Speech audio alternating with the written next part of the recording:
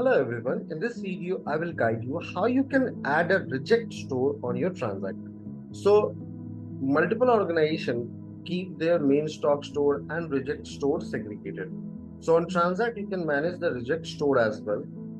All the rejected items through GRN, through production process, which raw materials are rejected or which finished good are rejected while testing will go in the reject store. How you can manage it? So first you need to add a reject store. Click on all modules, then go to settings.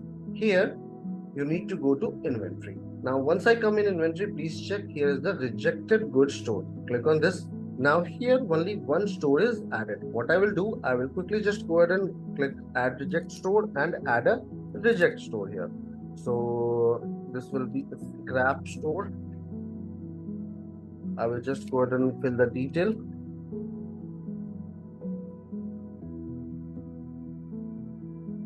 Going below, I will fill the pin code. Now city. I can mark as a default as well.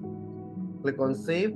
Please check this particular reject store is added. Same will get displayed in your inventory, and while doing any rejection, you can select that in which reject store the goods will go. I can go ahead and edit and delete as well. You need to hover on the three dot here. You will get an option of edit. I can click it and then after can make the changes. Same I can go ahead and delete this particular store as well. Click on delete. Then it will ask for the confirmation. Click on yes, this particular store is deleted. I hope this particular video will be helpful to you in order to add a reject store.